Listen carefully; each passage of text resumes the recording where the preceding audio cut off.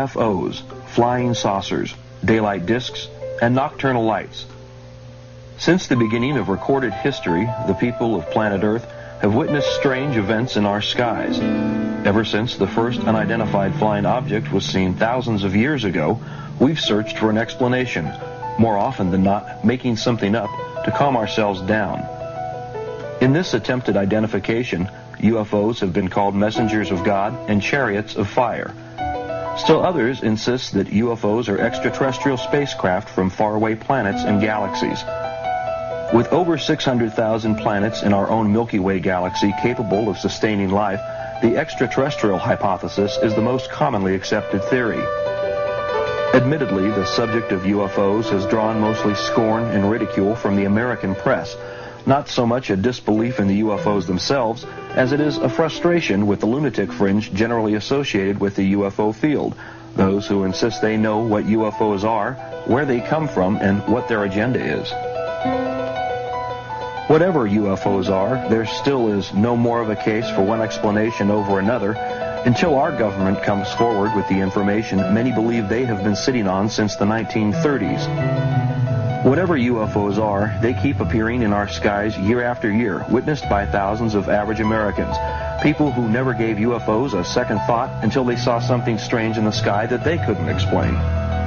In 1990 and 1991, reports of UFOs came from thousands of witnesses in the Soviet Union, Africa, Europe, Canada, Central and South America, and the United States. In the Soviet Union, most reports came from Tbilisi in the province of Soviet Georgia. In Europe, thousands watched a triangular-shaped UFO and white round objects fly over Belgium. A display so big and so spectacular that it was witnessed simultaneously in neighboring countries. This time, the Belgian government and Air Force admitted that the UFOs showed up on their radar screens during the multiple sightings. In the United States, thousands watched the same UFOs seen in Europe as they floated over northern Alabama and the Florida Panhandle.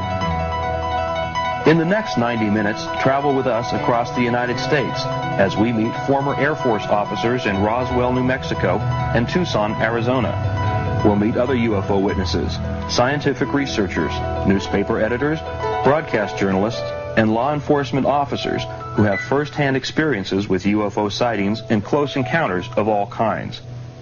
We won't try to tell you what UFOs are because we still don't know. Rather than speculate on what UFOs could be, we'll explore how Americans react to them in our program, UFOs, A Need to Know.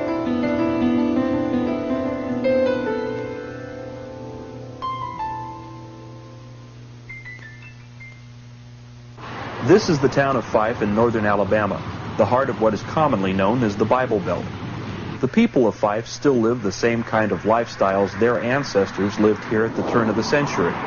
You could say that Fife, Alabama is the most normal place you've ever seen. But what happens here after the sun goes down isn't always normal. On the evening of February 10th, 1989, residents from all over the county deluged the switchboards of local law enforcement agencies. Some callers reported seeing a beautiful flying saucer rimmed by bright multicolored lights, hovering silently and flying off into the distance at a snail's pace. Others watched a large triangular object with 3 large white lights underneath. One local resident phoned the Fife Police Department after watching a crescent and triangular-shaped object pass over the treetops. As the woman reported the object, she asked for a patrolman to come out and look. Fife Police Chief Charles Jr. Garmany and Assistant Chief Fred Works half-heartedly got into their patrol car and headed out to the community of Grove Oak, west of Fife. Before they could reach their destination, they heard officers from neighboring police departments on their radio, all reporting strange objects in the sky, objects that made no sound, objects they couldn't begin to recognize. In less than a minute, Chief Garmany and Assistant Chief Fred Works spotted one of the objects. A lady had called an object in the sky in, and the chief and myself went out to check it out, and we saw a bright white light in the sky before we ever got to her location. And we stopped and watched it. It was like maybe 2 fingers over the horizon, over the treetops horizon, and appeared to be moving at a very slow pace. And it would get brighter and then dimmer, almost like a light turning towards you and then away from you. So we stopped the vehicle and observed it for a few minutes, just, I don't know, 2 or 3 minutes, and decided we would try to drive toward it. We radioed a town down south of us, and I believe their chief was on duty at that time, and he confirmed that he saw the object, and it appeared to have some blinking lights on it, like maybe a red and green colored lights. A police officer from Crossville radioed and said that he told us his location and said that a large object had flown over him at a fast pace, flying in a west and south direction. Well, evidently we were in the path of that object. We stopped and got out and looked back toward the east, and I saw this object coming over the treetops, and it appeared to have kind of like a white lights on it. They weren't actually shining where they were real bright. You could just tell they were on it, and there was kind of a glow of the lights around it. And I told Junior, I said, there's the object he's talking about. And I said, it appears to be an airplane. And I said, well, I said, it don't look exactly like an airplane. And it kept flying toward us, and it flew right straight over our heads, and it was hard to tell what distance, what height it was. Maybe we estimated maybe 1,500 to 2,000 feet, and possibly as big as a football field. And it had three huge, like spotlights, kind of triangle shape, with the one being more toward the front. But they weren't shining at the ground. They were like shining back up on the craft itself. So I asked the chief, I said, cut the car engine off. And like I said, there was no other background noises. The car was dead. We shut the engine down. It was dead. And here this big object come flying over. And I mean, if you put your hands up like this, that's about how big it looked to you. Bigger than a beach ball, That's big or bigger. And we watched it fly over us, and then we turned, no sound whatsoever. We watched it go off south and west of us. Never a sound. If we'd have been looking down at the ground, we'd have never known it was there. Fred and I pulled over on the side of the road on County Road 43 and stopped our patrol car, shut the engine off, and got out. And at that time, the object came directly over our patrol car, and we were looking up underneath it. And the object appeared to me that it was some 1,000, 1,500 feet higher, had 3 real bright lights underneath it that were shining not on the ground to illuminate the ground, but shining back up underneath the craft to illuminate the craft itself. And there was some lights around what I call the face of the craft or the crown of it, whatever you may call it, appeared looking up through the glare of those other lights. Maybe green, blue, or red, or some of them might have been white. It was a large craft, and it had no sound whatsoever. It just continued didn't descend or pick up any speed or anything. Just a steady speed, just right over us, and went right on out of sight. Sometime after that, after 89, February the 10th, we had several calls. The night of February the 10th, we had several calls, and they've been scattered reports ever since then. I had a person come in just last night. Marty Roberts in a Robo carrier came in, and he described this object to me and drew me a diagram of it on a paper, and it was something similar to what I had seen on February the 10th of 89. and he seen that this past date. A lot of the people who are telling the stories are people that I know personally and have known for a lot of years. And I don't have any reason to doubt what they say they saw. But nobody is telling me what it is. They don't know either. They just know it's something that's very unusual. Even more compelling evidence comes from this documented case where unidentified flying objects left physical traces of their presence. I was driving home from work about 9:30 in the evening, 9:30, around that time, and approaching the road that turned off a paved road to my house, I noticed flashing lights in the distance and assumed that they were fireworks. And but was puzzled about why someone would be shooting fireworks in August. You see this at New Year's and the 4th of July, but never in August. But I continued on home, turning down a dirt road toward my house, and I got about halfway down the road, and suddenly, in the distance, about treetop level, this huge object just lit up. And it was a glowing orange-red color. It was enormous. And so I stopped the car, convinced that I was seeing things, or I didn't know what it was. However, when I stopped the car, it went out. And so I immediately proceeded to go home, went on down the road, and I went a little distance, and it came back on. Just this, again, this huge thing. And I stopped again. And when I stopped, it went out. And I sat there for a few minutes, and then I started on again to come on down the road home, and it lit up again. And when I stopped the car, it didn't immediately go out, but it did go out. And I decided that I'm not staying, I'm leaving. And so I began reversing up this dirt road with the ditches on either side. No backup lights. I don't really know how yet I made it without going in the ditch, but when I finally reached the paved road and turned around and then looked back, coming toward me at about power line level was an enormous, bright light. The glowing object was not there any longer. It was just this really bright light, and moving very slowly in the direction that I was traveling. And so I immediately took off, and I went back to my office in Fort Payne. I have no idea what I saw, but it scared me to death. It was bigger than my house. It was just an enormous glowing object. There were 6 or 8 pine trees that were affected by whatever this thing was. They had turned a very strange color, the needles on the pine trees. There's a maple tree nearby that with leaves on one side and no leaves left at all on the other side of this tree. And underneath where this object was, there's nothing but bare ground. Everything had died, all the grass and weeds and foliage of any sort. Just totally bare ground.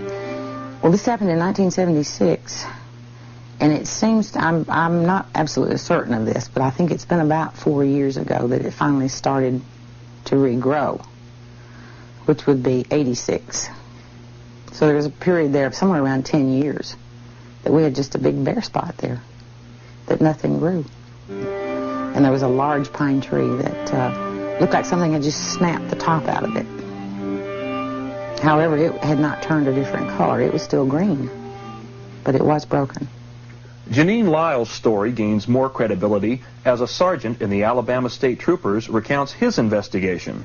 At the point where Janine stated she saw the object, there was a large area of dead vegetation, trees, grass, weeds, bushes, etc., all dead, nothing growing. I measured the area, and it measured 60 feet at the widest point by 90 feet at the longest point. There was a stand of grass in full bloom in the middle of the field road, and it came up to a point and stopped. And for a distance of 90 feet, there was nothing growing in this field road. And at the end of the 90-foot span, the grass again was in full bloom. There were no bushes alive, no trees alive in this entire area. There was a maple tree that had multiple trunks, and half the maple tree was in full bloom, and the side that would have been exposed to the object that Janine stated she saw was dead, and nothing was growing on that tree. I personally was puzzled then, and am still puzzled as to what might have caused that. As to what Janine saw, I have no idea. But something caused this area of 60 feet wide by 90 feet long to be completely void of any living vegetation for a several-year period of time. I made periodic trips back to the area over the next few years, and each time that I went, it was as before, nothing living in that particular area. Everything else around there was green and lush in the summertime and bare in the wintertime, as it should be. I believed Janine, and I'll state today I certainly believe that she saw exactly what she stated she saw. Now, what it was, we don't know. Perhaps the most significant detail of the Fife sightings is the way the community responds to seeing UFOs. While amazed at the spectacular sightings in their area, the locals don't have a problem with being at the hub of UFO activity.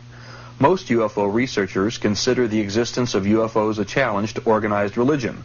The local pastors would disagree. Well, of course, being a Christian, I think it all has to start from a basis. Being a Christian entails taking by faith something that you cannot actually see. The Bible, for instance. Now, there's a certain amount of things that you can read in there that can be proven, of course, by history and archaeology and so forth. But no way could a person come to the point of being a Christian just on the basis of what has been proven or has not been proven in the Bible. So the element of faith is there, and you've got to start there. So the reason I'm saying that is that for me as a Christian, I can see to where in the Bible Belt you have this underlying root system of faith in the Bible and in God, let's put it that way, so that you don't have to feel like you have to explain everything. Whereas if you're not in the area, the Bible Belt, or you haven't had that traditional those values of faith instilled in you, well, then you're going to feel like you have to prove. More things have to be proven to you factual rather than taking them by faith. That's why I think that you'll find in the Bible Belt less of an apprehension concerning UFOs. I feel that Jesus, in the Scripture, and I believe it was in the Gospel of John, said that there were others that those that he talked to at that time did not know about, other sheep. And I feel that they could have been people from other planets, other places, not just necessarily limited to this world. But I think if you want a biblical text proof to say that there is a possibility within Christianity that Jesus allowed the possibility of other life, that would be it. That to some people might not be enough, but it is for me, because I just about base everything that I believe on the Word of God, and He gives me that leeway right there to think about the possibility of other life.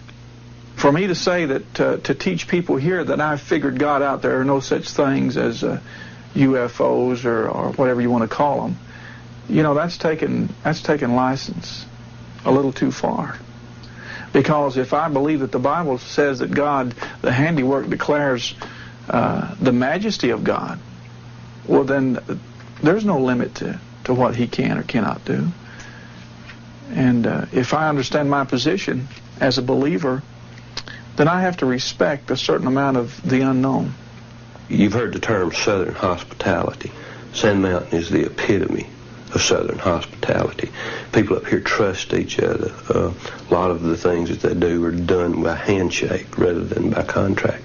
And they trusted the outsiders, too, until the inside edition piece.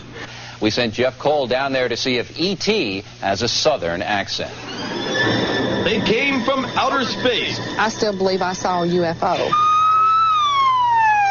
Police were helpless.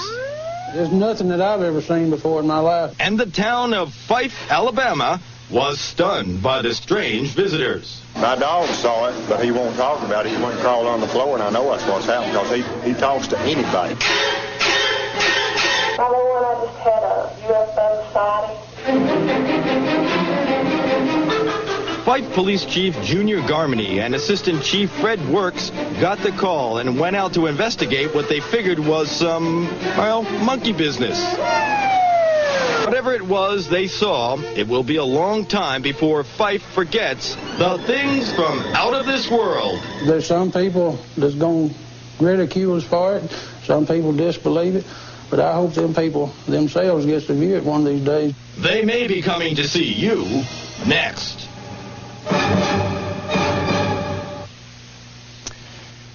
There is a legitimate investigation going on down there, if you can believe it. The FAA and the Air Force are doing that investigation. And if any of you Martians are watching this broadcast, please drop by to see us and bring Elvis with you.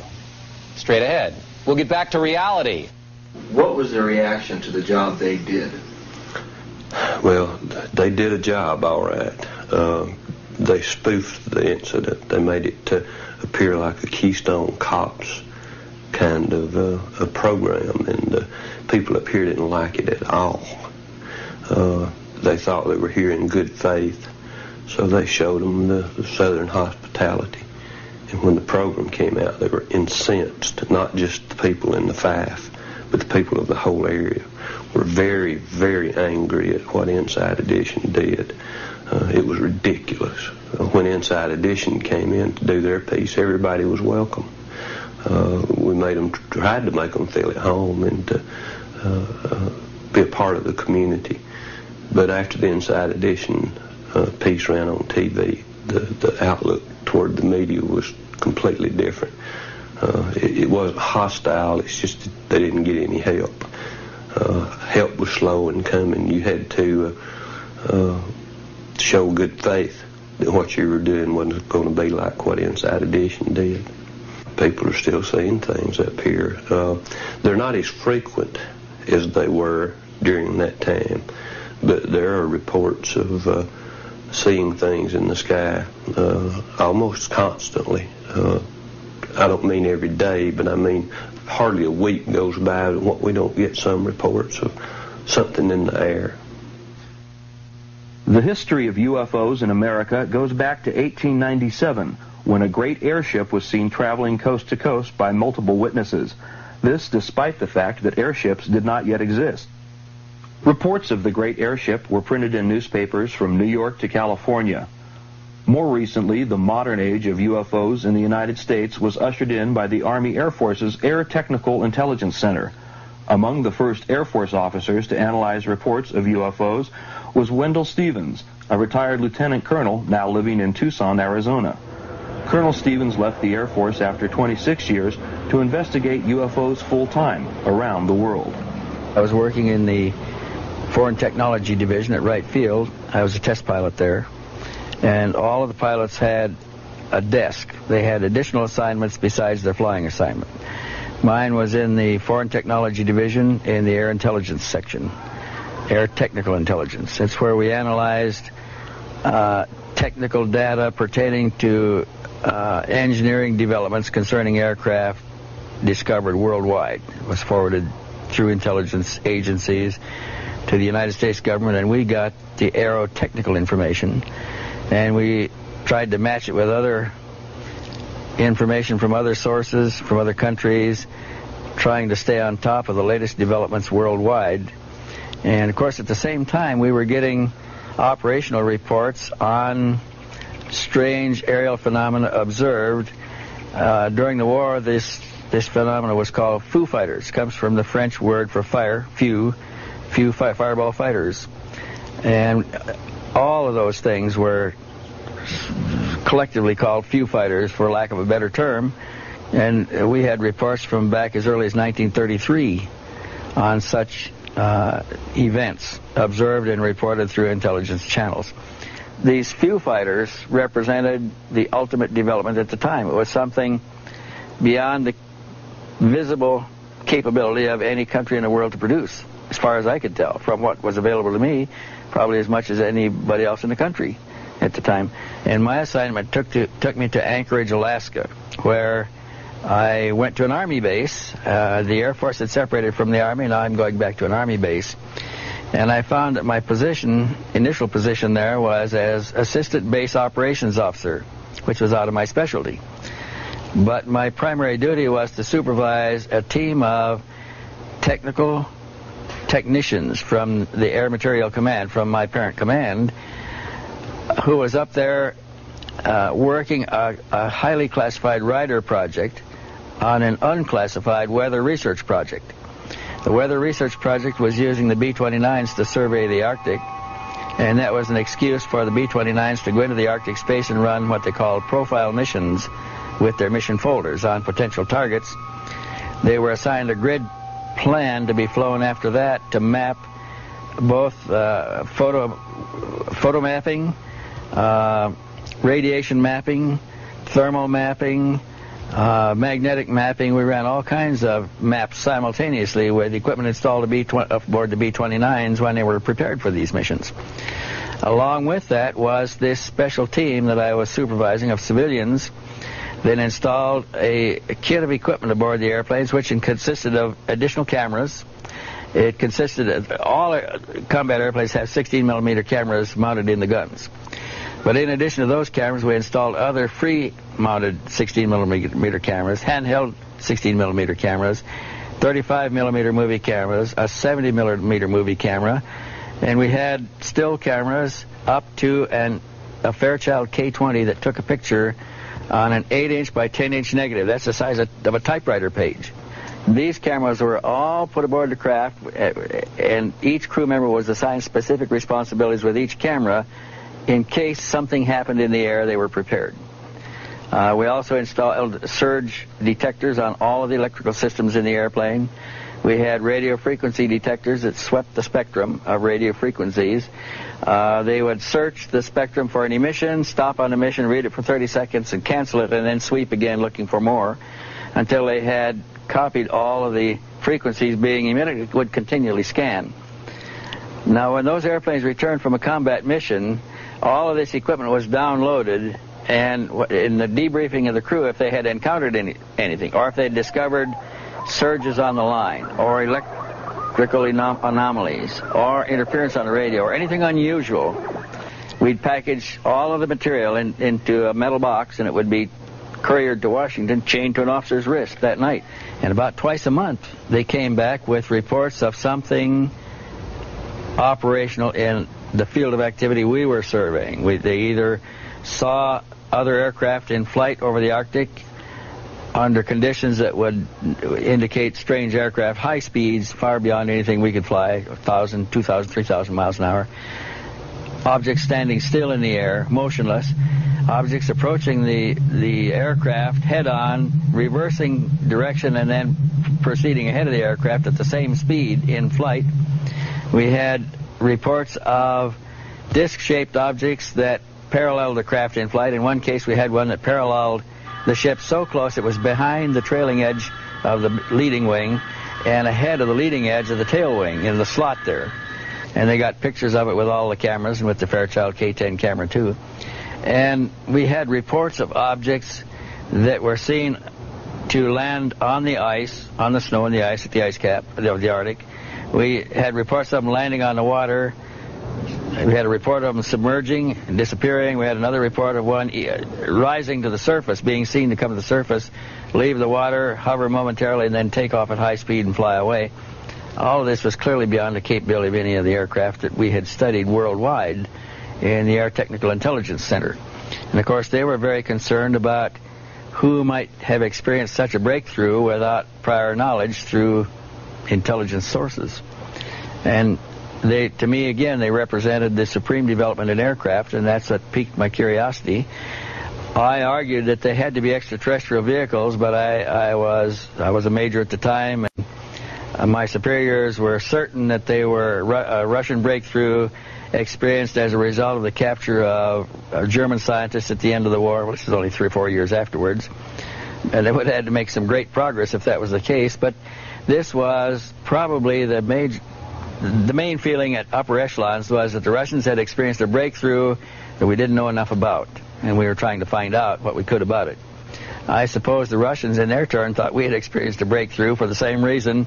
We even had reports of electrical disturbance to the degree that engines quit running in flight and then started up again by themselves. We had radio interference on the communications lines where they experienced complete communications blackouts, and then for no reason at all, communication would come back again. We had surges on all of the lines, including closed lines that were within the airplane. That, for instance, some systems in high technological airplanes work at, say, 300 cycles per second.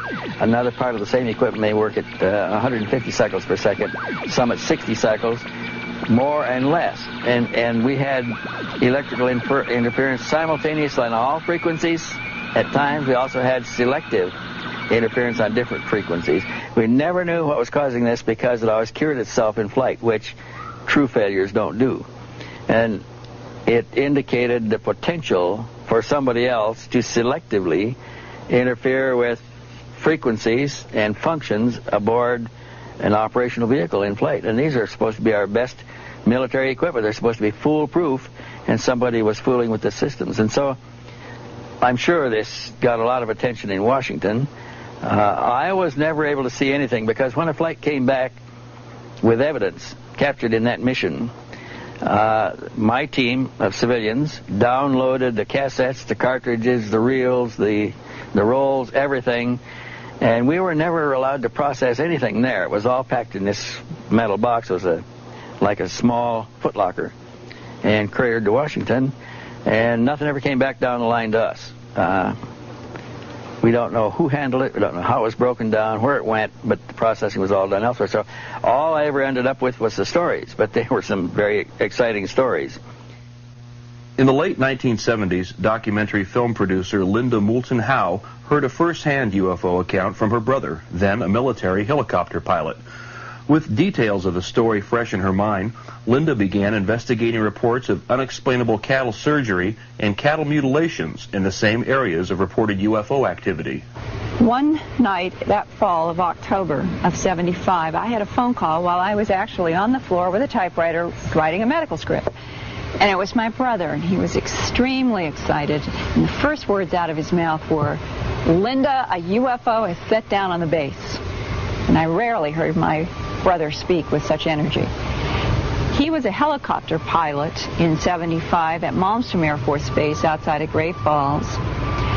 And that particular night, he had been at a wing party when beepers started going off all over. There was an emergency.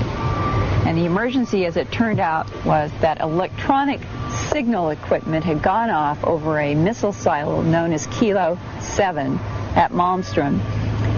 And a sabotage alert team was reporting that a football field sized, that'd be 300 feet in diameter, an orange glowing disc was hovering, or stationary, whatever word you want to use, very low to the top of the missile silo.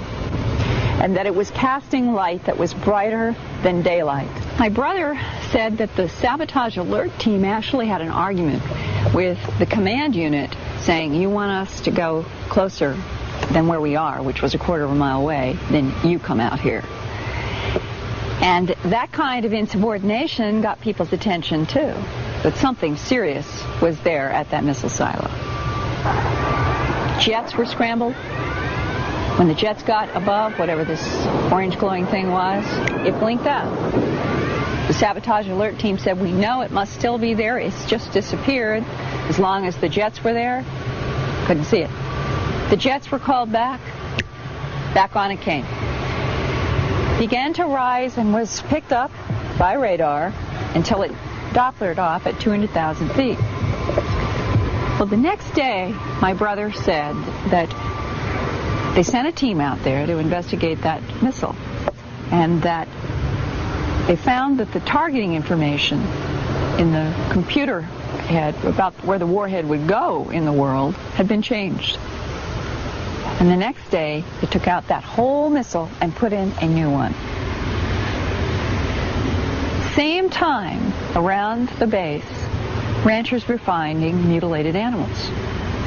And my brother had a first-hand conversation with a flight surgeon at Malmstrom Air Force Base in 1975 when a rancher brought in the back of a pickup truck a cow in which the lips alone had been beveled so perfectly and surgically that the flight surgeon talked to my brother about it and said that the tissue of this particular cow had been drained so thoroughly of blood that it was not even red, it was the palest of pink white, and that he as a flight surgeon had no idea what had happened to that cow. Well, that was 75. The next year, I moved with my family from Boston to Denver. I had a little file on animal mutilations, but the truth was, I really in my own mind didn't have any solid connection of thought at all between the animal mutilations and what had happened at Malmstrom with that UFO. To me, in my mind, they were separate issues. I did a whole series of films and studio programs on environmental issues and was working on a program with a crew in the summer of '79. It was actually behind the scenes of a Colorado Shakespeare Festival, as far from this subject as you could get.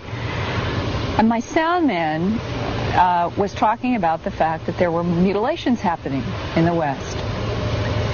And sure enough, I began realizing that the newspapers had more mutilation stories, and I thought, well, I've got to get to the bottom of this.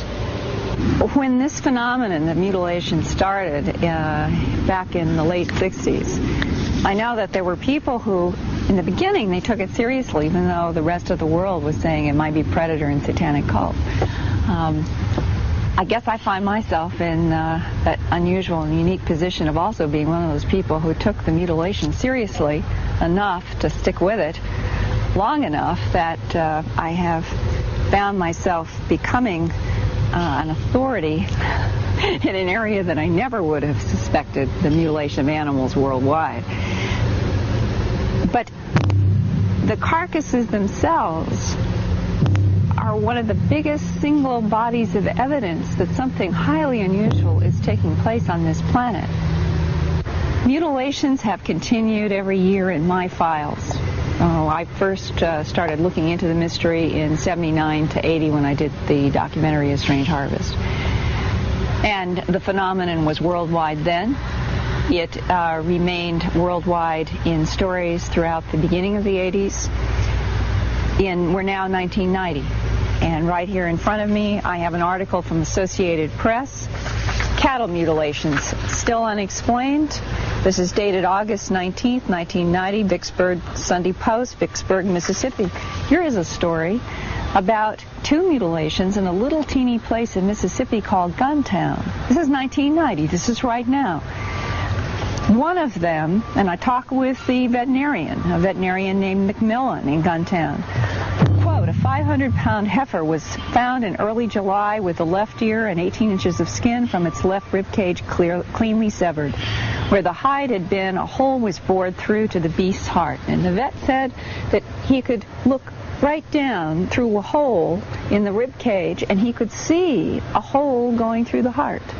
Do we have any technology that could do that kind of a... Maybe lasers. Maybe lasers. But the big question is, which contingency of the human community is going to be bothering with a calf in Guntown, Mississippi, with laser equipment that could do this? Current day lasers, if the military has it, fine. But this phenomenon started in 1967. Laser technology was lab bench research then, that year.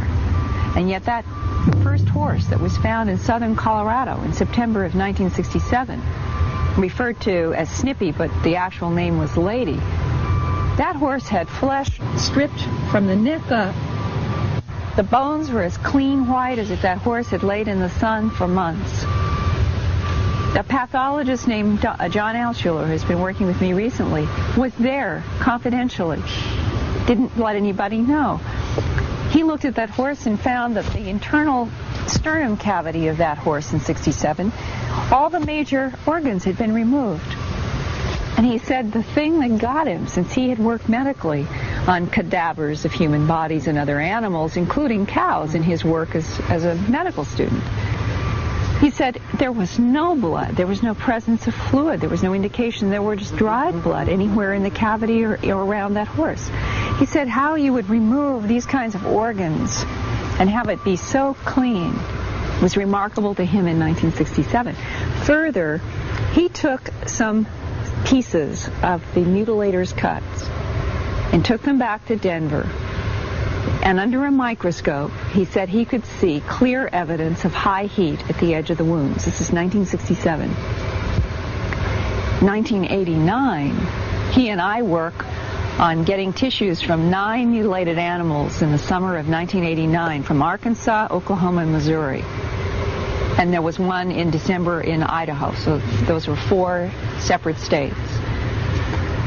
Under a microscope, he finds the same evidence of high heat cut on the edges of these mutilator cuts. He estimated 350 degrees or above. Well, that clearly excludes predator. And in my own opinion, and with the conversations I've had with law enforcement about the whole issue of satanic cults, I have yet to meet a law enforcement person who privately would say that they thought satanic cults were responsible for this, because there have been too many undercover efforts trying to come up with some satanic cult or somebody who would even give information that a satanic cult was involved with mutilations from Canada throughout the United States, Puerto Rico, Mexico, Central America, South America, Australia, the Canary Islands off the coast of Africa, parts of Europe. I mean, this is a worldwide operation. And in every single case, the animals basically are treated the same.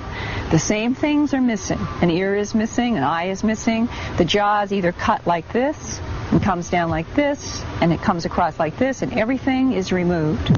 We're talking clean bone on an animal that is still warm to touch. The tongue is always cut in a vertical cut deep within the throat. The genitals of the males are usually removed in an oval that is about that big. The cows with udders, you'll see either something like a square or sort of an oval cut, and the entire udder is removed, or isolated teats are removed, or some variation on that theme, and the rectum is cored out. Now that's the basic mutilation scenario, and there's no blood or fluid. Blood being drained. Now that was part of the story in the 70s. There were evidence from both veterinarians and from people who had medical backgrounds who examined some of these animals, and they said that on the basis of the tissue, the muscle tissue, that it would appear that the blood had been so thoroughly drained that the muscle tissue was left a pale pink white. In the 80s, I have been where animals have been found, and I have been with people who have studied them, and I would say it's mixed. Some of the animals, the tissue is red, showing that there's the evidence of blood in the tissue, but that in terms of a cut that is as precise as these are, with no fluid anywhere, that in and of itself suggests that something unusual has happened where these excisions have been made. And further along these lines, how is fluid from bodies of all these animals, how is it being taken so thoroughly that there's no residue of any kind? In 1989, in Arkansas, 5 cows were found in a straight line on one farm. Every single one of them had been mutilated. One of those, and all were pregnant, and one of those, the stomach, had a very clean, very precise, extremely pale pink. It wasn't red, suggesting that blood had been removed from this wound. It was a hole cut in the belly of this pregnant cow, and through this hole, the weight of an unborn calf, still in the embryo sac, had come out onto the ground. So you're seeing a cow, and the unborn calf is partly in and partly out of the body. When the farmer saw this astonishing and horrifying scene, he called local authorities in the newspaper. Jim Williams, who's the editor of the Little River News in Ashdown, Arkansas, sent out his associate editor with a camera. She was the first one there, about 5 hours after the farmer had found them. And she said that the outside of the embryo sac, the cow, the soil, everything was dry. But what really got her was that she reached down to touch this embryo sac, and she was taking pictures, and inside this sac she could see no fluid of any kind. What evaporated the embryo fluid also where this calf was found? Those are the kinds of questions that have puzzled a lot of people. Now it's 25 years, we're talking a quarter of a century. This phenomenon is worldwide. It's been going on for decades. There's no one who has ever been arrested. Cattle mutilations and unexplained cattle surgery continue to this day, unabated, around the world. Next up, UFOs and the Las Vegas connection. Meet George Knapp of KLAS-TV, Las Vegas. For 2 years, from 1989 through 1990, George produced several award-winning reports and full-length specials about the UFO phenomenon and those who get caught up in it. Initially optimistic that his programs would lend credibility to the topic of UFOs, his programs were seen by millions here in America and overseas. His programs, UFOs: The Best Evidence, Parts 1 and 2, became a hot property on the illegal video cassette market, with more people having seen the illegally copied tapes than originally saw the programs as broadcast. After dealing with the subject of UFOs and high-visibility proponents of the Flying Saucer Society, his initial optimism has turned into pessimism after having his fill of lunatic fringe ufologists. We've all seen so many people in this field where they want to convince you've got to believe. I'm more of the opinion you put out the information and let people make up their minds. I wrote to President Carter to ask him a couple of questions, and that's a whole other line. I never got through to him either. I wrote to virtually every NASA astronaut who has ever been associated with this phenomenon and never got a single response from any of them. You'd figure you'd at least get a form letter back, and never got anything. I wrote, I'm very disappointed with the Freedom of Information Act, how effective that is, too, because I didn't get diddly out of that. Wrote to NASA knowing that they had a certain body of information. I asked for all of it. Well, here it is. Here's all of it. And 6 months later, somebody else asks for all of it, and they got a lot bigger pile of all of it than I got. So I think, there's very few checks and balances on that. They give you what they want in that system. I asked for my own FBI file. I know that there is one there. I've covered the president on a number of occasions. I know there have been some background checks. I know I've been mentioned to the FBI in the course of investigating various stories here in Las Vegas in association with organized crime. They have no file on me. That was their response. Oh, yes, they do. Well, they do now. Some of the information is very disturbing. It changes the way you view things. It changes the way you look at everything once it hits you what really is going on. And I think the government could be right in a sense that if the story came out in its entirety, if the president went on television and said, they're here, we can't do anything about it, that it would shake our foundations. It would shake our belief in religion and shake our belief in government. Maybe people would stop paying their taxes because it would change the way we view everything. It's changed my life. I mean, I'm not seeing God or anything, but it's changed the way I view things. Most controversial in Knapp's UFO report was the story of this young scientist, Robert Lazar. Lazar claims that out in the Las Vegas desert, he worked on operational flying saucers at an area called Site 4. He says it's our country's #1 top secret. I had a casual meeting with Dr. Edward Teller while working at Los Alamos National Laboratory in New Mexico. He referred me, after several years, to a job out in the New Mexico desert, a place known as S4 near Area 51. Where many top-secret government projects had their home base, essentially. Edward Teller is the director of the program, and I think someone approved by Ed Teller, someone suggested by him, I think that carries enough weight in itself. I had a fascination with small jet engines. I built and installed a jet engine in a little Honda Civic, a small car. It made the front page in the local Los Alamos paper, The Monitor. Coincidentally, and in fact on the back of that front page, Ed Teller was giving a lecture on SDI, and I believe that was June 1982 at Los Alamos. As I was walking up to the lecture hall, I wanted to hear what Ed Teller had to say.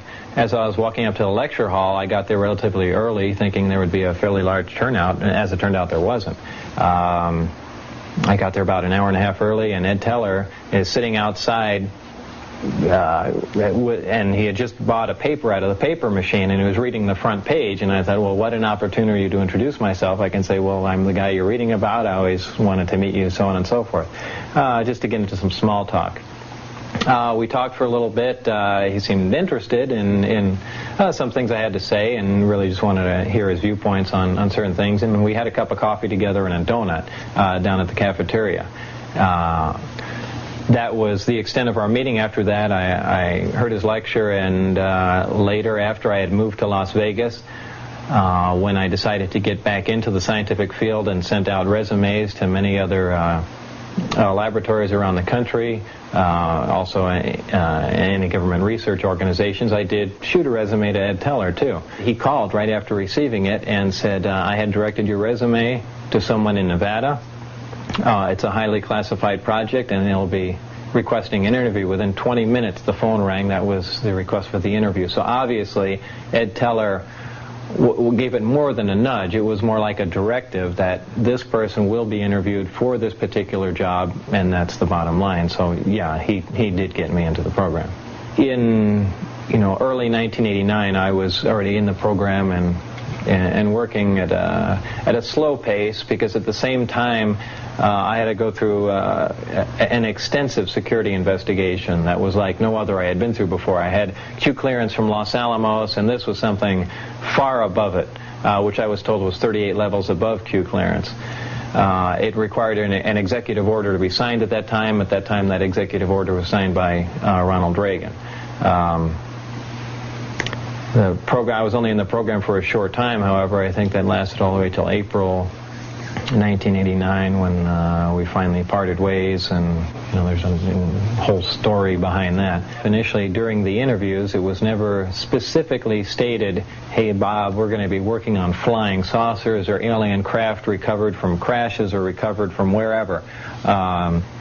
The job title was a senior staff physicist. I was to be working on advanced propulsion techniques. Certainly when I made a few trips out there, began reading briefings, things dealing with the origin of the craft, the race or the type of aliens that piloted the craft, specifics on what these looked like, what their physical structure was from autopsy reports, things of this sort. Seeing the hardware, I realized that this is not a research effort, that this is back engineering, and that we have the device, the craft itself, and we are working backwards to find out how it works. They have the finished product and really want to find out the manufacturing technique, the basic physics in it, and it became very obvious what we're working on. But it was strange that even up till the very end, really no words were said about what was going on.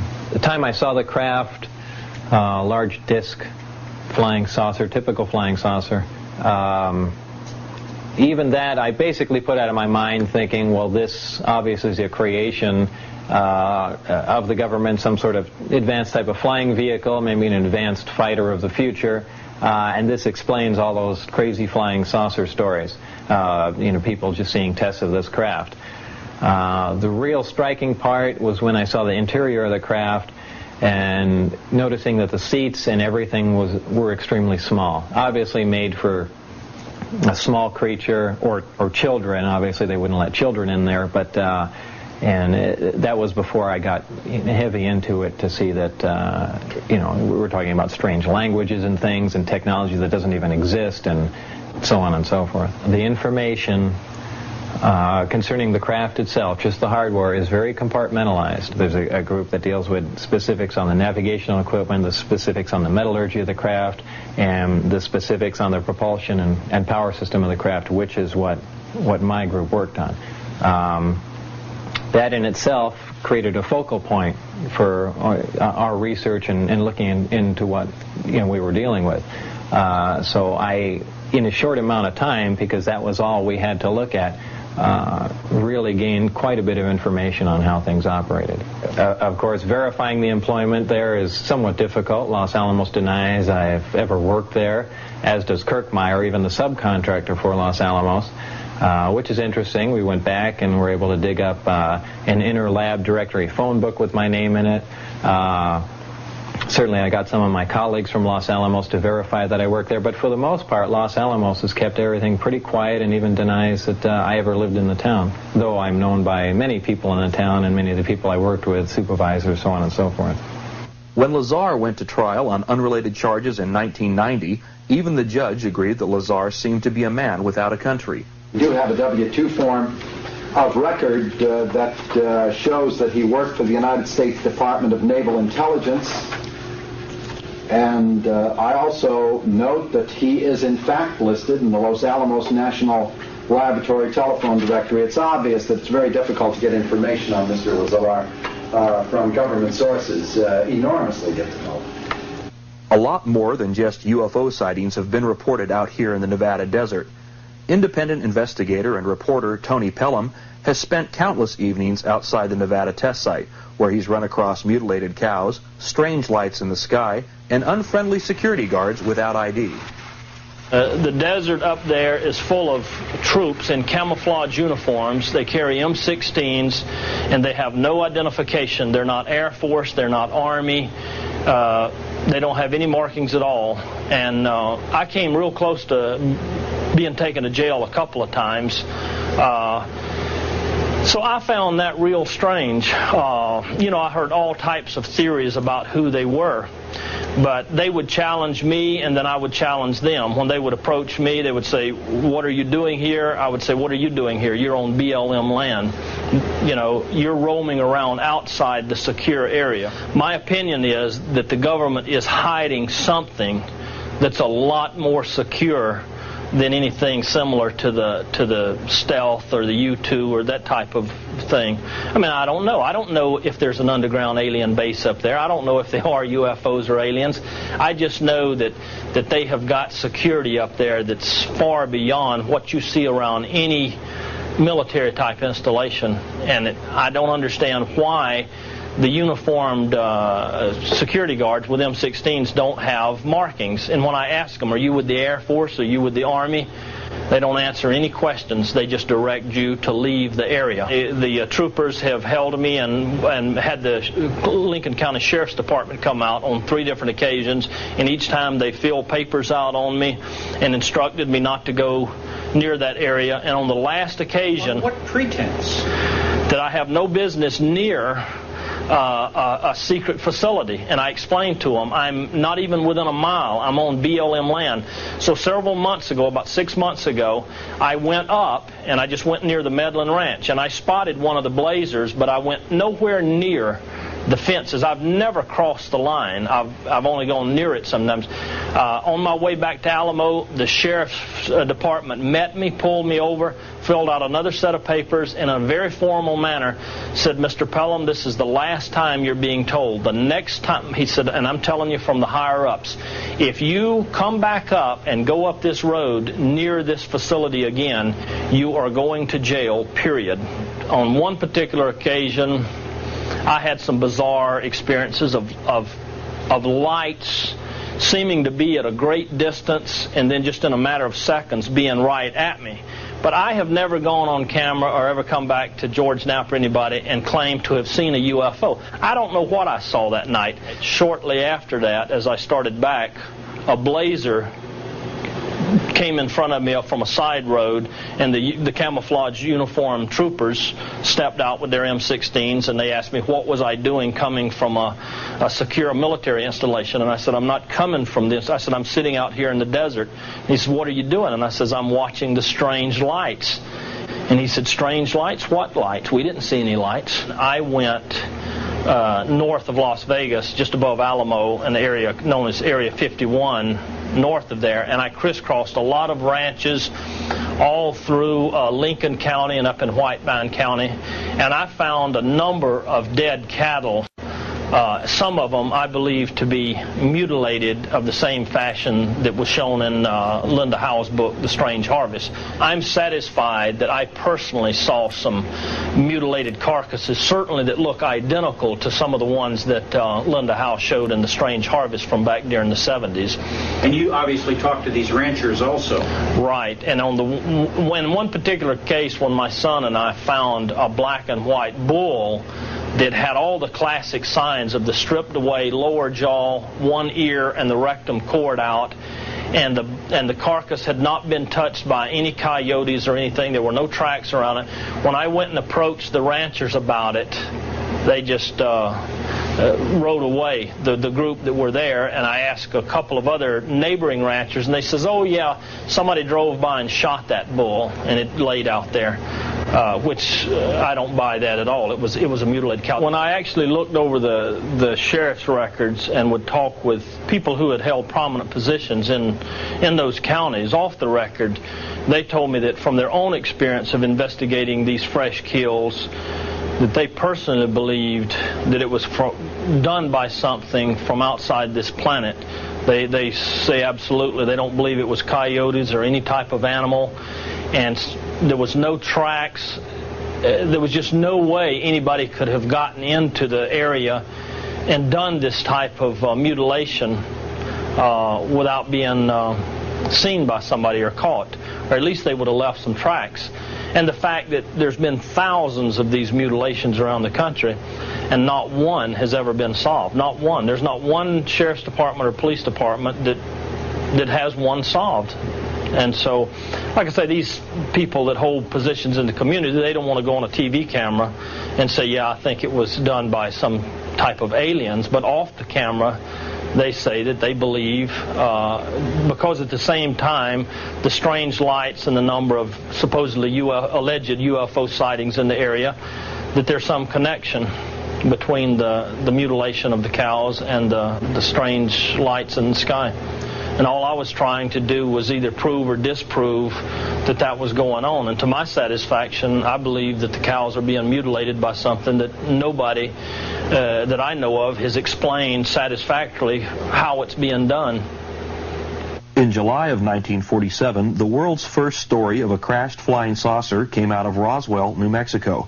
The story was written and released to the press by Base Public Information Officer Lieutenant Walter Hott, under orders from his boss, Roswell Army Airfield Commander Colonel William Blanchard. I got a phone call from Colonel Blanchard, and he pretty much dictated, not all the verbiage, but it hit the salient points, telling me about the flying disc that we assumedly had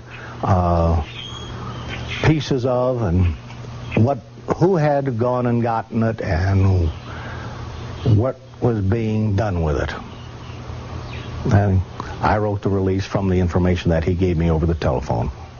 A rancher had brought some material in, or had told the sheriff about some material that he had on his ranch that he had found, and the intelligence officer of the base had been sent out to the ranch to pick up this material and bring it back into the base. And that Major Marcel, who was the intelligence officer, was going to fly it onto 8th Air Force headquarters to give it to General Ramey, who was our immediate commander. The remains found were taken by Major Marcel to his home in Roswell, just down the street from Walter Hott. Major Marcel showed the retrieved material to his wife and son before returning to the crash site. This time, truckloads of the wreckage were brought to this hangar, and quickly the building was secured. Well, I went to my normal duty station, which was my building where we normally worked on the flight line, and later on that day I went to the building where we had these flyaway kits stored, and We had been going in there almost on a daily routine basis, and that particular day there was an armed guard at the building and we could not get in. What was in that building or why we couldn't get in, it was never explained to us, but we couldn't get in the building that we had normally been going into on a daily or 2 or 3 times a week basis. We all had top secret clearance because we were atomic outfit, and we had all the necessary credentials to do everything that we did on the base, but we couldn't go in that building anymore that day. In recent years, many new witnesses have come forward with more details of the UFO crash of 1947. Among them are several neighbors of rancher Mac Brazel, who remember Mac coming by their homes to show them pieces of the strange material he found in the Corona Desert. In 1947, I think it was about the 1st of July, and he came over with some something that looked like wood that he had found on the ranch and wanted us to go look at it, and we didn't have the time or means to go do it, and we talked him into taking it to Roswell and showing them down there, and they brought him back to find where it was at, and then took him back down there and kept him several days in Roswell while they cleaned up everything. And when he came back, he said they told him it was a weather balloon. If he ever found another, and he wouldn't report it.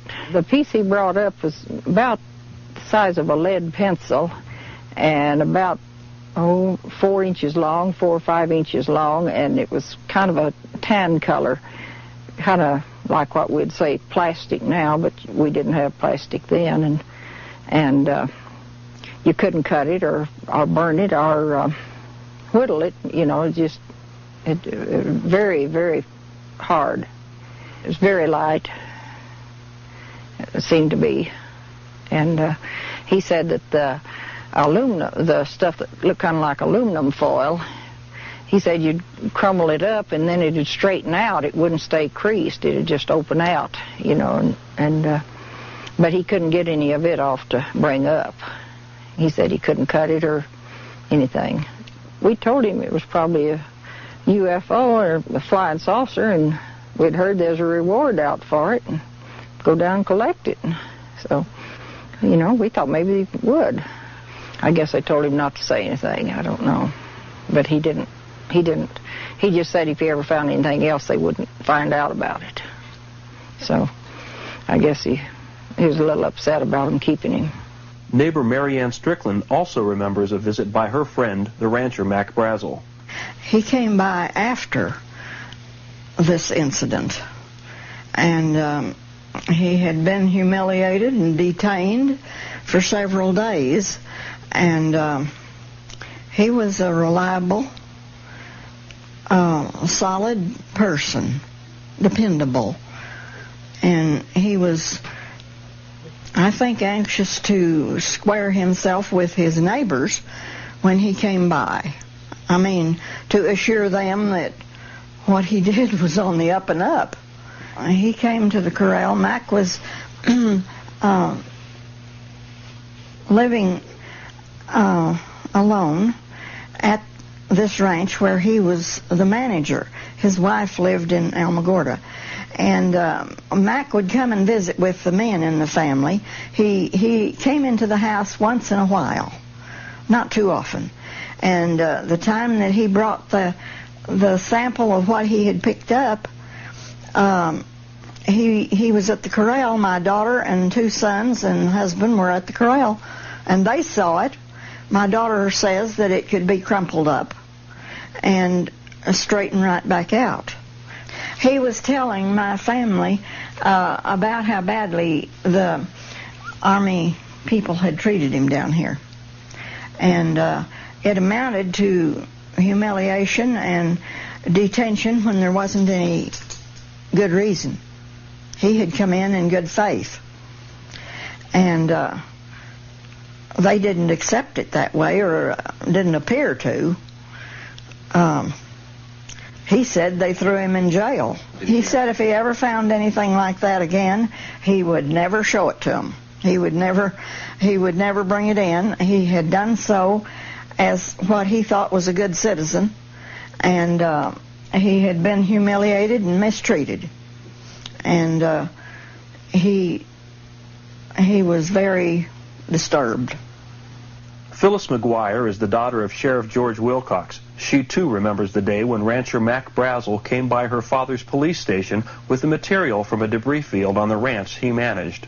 He told me that Brazel had been in to report a flying saucer, and I asked him if he believed that, and he said yes, because I don't know why he would come into my office and tell me this story for no reason at all.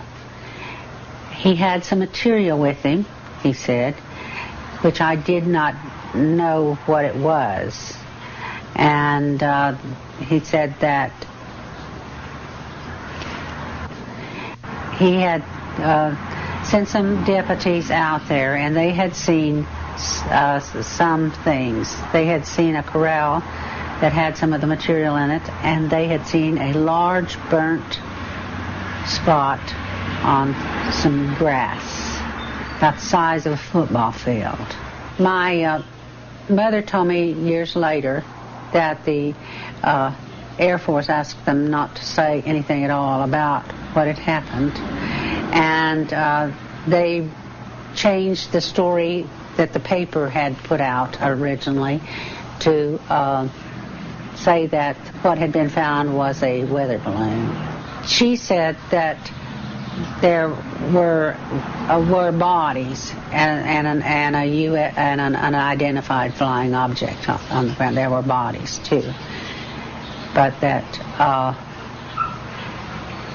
they stopped the investigation that the sheriff's office was going to do because the Air Force wanted them to. Yet another story of the strange debris comes from Charlie Schmid. In 1947, he handled pieces of the strange debris on location in the Corona Desert. There was some material looked just like tinfoil, but quite strong. And you could ride it up in your hand, and it'd just straighten out, no kinks, no nothing. It just straightened out by itself. Then there were some pieces of material that looked like aluminum, real light stuff, but strong. It was about 16 inches long, about 2.5 inches, and maybe a 1/4 inch thick. But you couldn't bend it or twist it or do anything with it. Even by putting it up against a rock and jumping up and down, you could not bend this material. And then there was some material that looked like wood, which I don't know whether it was or not. It was broke, but it wasn't broke square. It broke like a spear off at an angle, and it was about 1 inch thick. I mean square, we'll say, that way. But it had some writing, looked like flower on just one side. It had pink petals, center like a flower, and green mixed in, but you couldn't make no leaves out of it or nothing like that. But it was green in between these flowers on that one side of this piece of wood.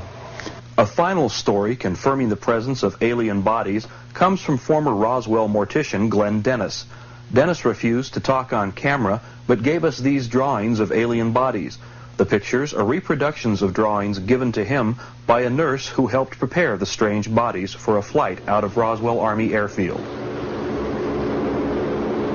More details of what actually happened at Roswell in 1947 have just been revealed in this new book, UFO Crash at Roswell. To date, it is the most comprehensive report on the historic events of 1947.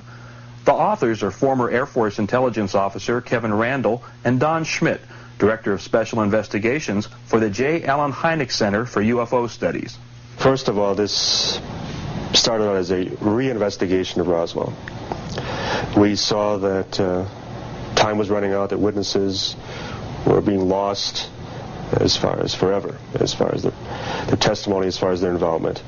And we had to go back and re-interview the old witnesses, corroborate their testimony, and then seek out new testimony to confirm what we already knew about Roswell. What kind of things are you finding? We're finding new military witnesses, people who have small bits of the information, people who have been involved in maybe a flight out with some unusual material, people who might have seen something unusual, little bits and pieces of information that when we fit it into the whole puzzle begins to give us a clear picture of exactly what happened in Roswell in 1947. All our evidence, unfortunately, is testimony from people. We don't have a piece of the wreckage. But when we put all that evidence together, that makes a very strong case. I think some of the best testimony has come from Bill Brazel, the son of the man that found it. He was involved in some aspects of it. He was involved in finding some additional pieces after the military cleaned up the debris field. Later on, he was approached by the military, and those pieces were basically taken away from him by the military. He likes to say, well, they weren't confiscated, but the officer in charge made it clear that if he didn't surrender them, that they had the authority, or at least said they had the authority, to take those pieces away from him. So we have that sort of thing, but we have that kind of testimony from literally 250 people. So when we put it all together, can all these people be lying? Would all these people be involved in some kind of a hoax or some kind of a joke? And what would be the motivation for it? Nobody's getting paid for any of this sort of thing. And why would the wife of one of the men that was involved in flying the bodies out of Roswell, suddenly when we get to the point where we've identified that her husband was a member of the 509th Bomb Group and he was involved in this, suddenly tell us that she couldn't talk about it, she didn't want to talk about it, and hang up the phone on us if there was nothing to it? And what did her husband tell her before he passed away? So we've got that sort of thing going for us, and I think that's the body of the testimony, the body of the evidence that we have. The wealth of testimony, the video depositions, the sworn affidavits, the deathbed statements that we have, the 24 FOIA requests, Freedom of Information Act requests concerning specific details about this experience, all paint a picture that I defy anyone to come up with a conventional explanation with proof. Among the first investigating the Roswell crash and retrieval was nuclear physicist Stanton Friedman.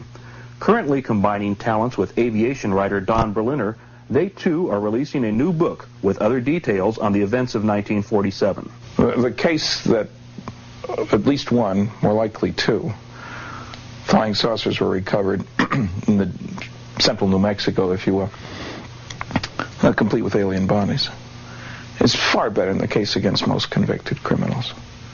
You go to a court of law with this, you'd have no trouble convincing a jury that indeed, now you don't have every little detail, as you never do, even in a criminal case, but we certainly have enough to establish that a saucer crashed, at least one, probably two, that the United States government, agencies of the United States government, recovered the wreckage and the remains of alien bodies, that they proceeded on with that, just as you'd expect them to try to figure out more of the information, and covered it up very effectively, and probably quite appropriately at the time.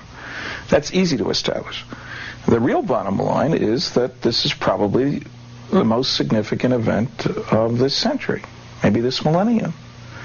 I mean, something that proves to us that we're not alone in the universe, and maybe our views about ourselves are a little bit strange, not in accordance with reality, is going to have an impact on religion, on politics, on technology, on our own psychology. This is a truly earth-shaking event. The Roswell crash and retrieval are now virtually proven.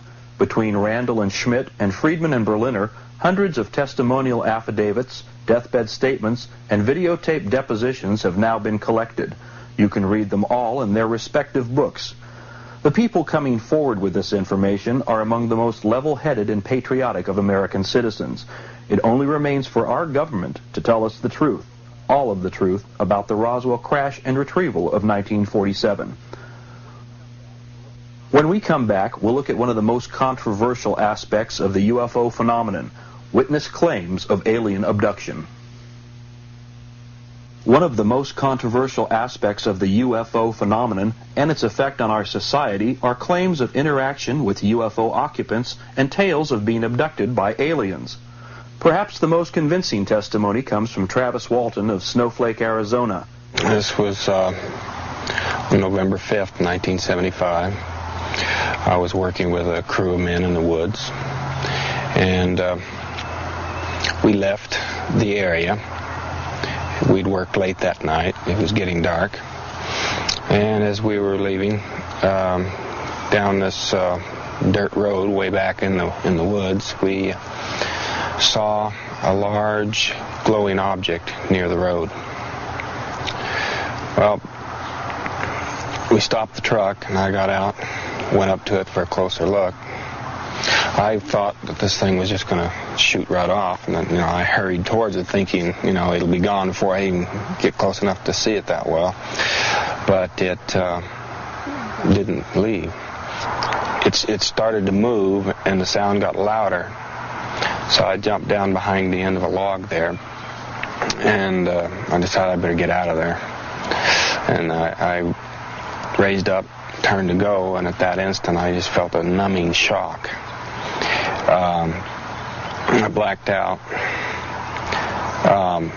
Men in the truck said they saw a beam of energy come out of the craft and hit me in the upper body, knocked me through the air. When I regained consciousness, I was on board the craft, apparently. I came to kind of slowly. I was kind of groggy. I didn't regain consciousness real quickly, but when I finally got where I could see, I saw these creatures standing over me. And I became hysterical instantly. I knocked them back and jumped away from them. They started towards me. I screamed and made threatening gestures, and they stopped and turned and left this room. They had gone to the right, so I ran down to the left. It was down a curving hallway. I ran by some other doors, and I came to another door, and I kind of got to control myself a little bit. I kind of panicked there for a minute, but I stopped, went in this room. It was a very strange room.